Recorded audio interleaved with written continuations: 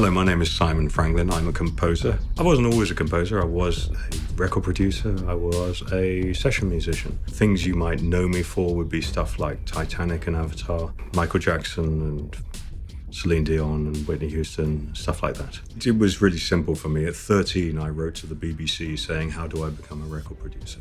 And then it's been downhill from then.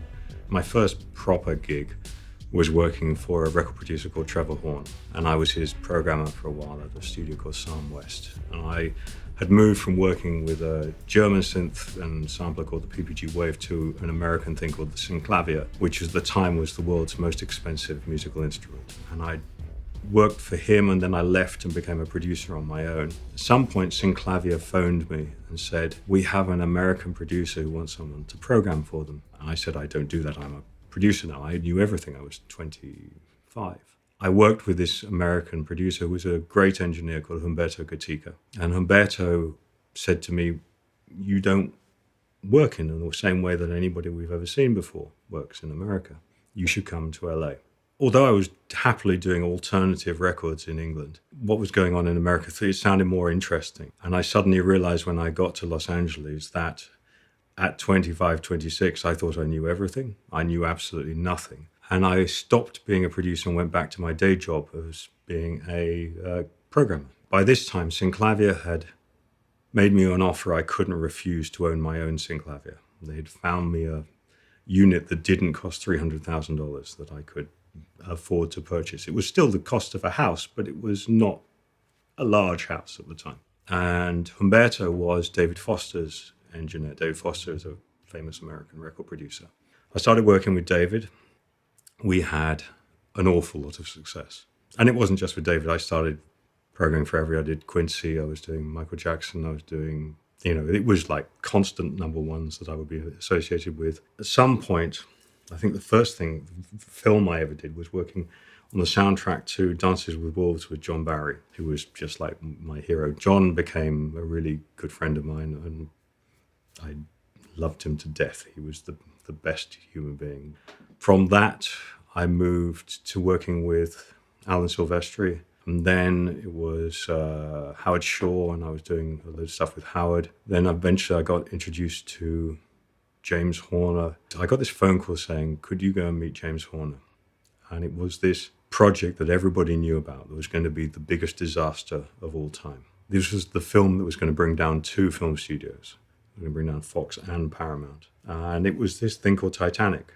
They asked me to program on Titanic. And I got a call from his longtime keyboard player, Ian Underwood, just one of the legendary men of film music. And Ian phoned me and said, look, James would like to meet you. My speciality at the time working with the synclavier was I could make an orchestra inside the computer. They wanted me to work with James because there was no money. If I told you what the budget for the film score was, you would be staggered. Part of the reason that the score sounds the way that it is, which is highly synthetic. I mean, people talk about this groundbreaking sound of the score. And there's lots of things that we created for the score that I'm very, very, very proud of. But a lot of it was because we had no money.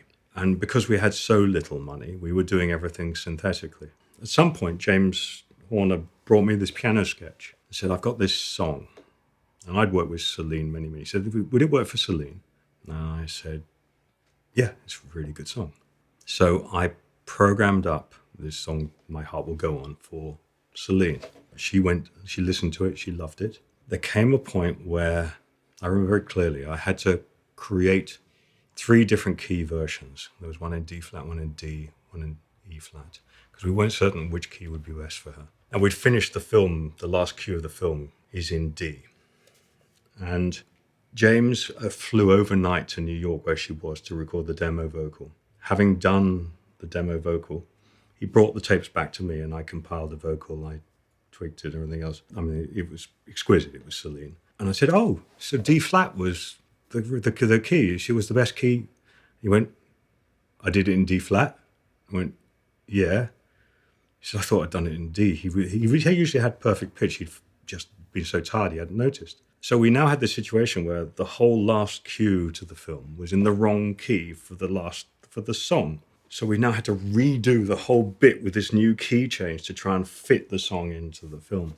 we finished the song, and Celine's sung, the ship's sunk, everybody's happy. And I'm mixing the song for the film. And I said, right, I want to add guitars, I want to do all this, this, and this. The word comes down from above, which is, you're not allowed to change a single bit. It must sound exactly the way that you did it. And I said, but yeah, but I used the synclavier for like 2/3 of the strings. There's something else. We eventually compromised on being able to use live strings in the last key change. But everything else in the thing is just what I programmed early on, because the worry was that Jim Cameron would change his mind about putting this song on the end. And therefore, the worry was that if I changed anything, if I started putting guitars on, if I did this, that he wouldn't like it. So it stuck. It stayed the way that it was as we'd done it earlier on. And that's what you hear in the film. And I've continued onwards with these parallel paths of records and films since. Eventually, James and I he called me again saying, hey, I've got this other film. Would you like to have a look at it? It's got, come and have a look at 5 minutes. They played me 5 minutes of Avatar. So you go, well, you've got to do it, haven't you, really? And they said, well, would you like to do a day? And this was January 2009. I said, okay, fine. And then would you like to do a week? What about a month? And I talked to the family and I said, yeah, that's fine. We were working continuously, and Jay, I enjoyed working for Jim Cameron. The projects I've done for Jim Cameron have been the most satisfying musically because Jim is unique. He's challenging everybody to work at a higher level, and because there's only one person to please, the ideas don't get diluted, and I like that. It was 11 months of solid work on that score.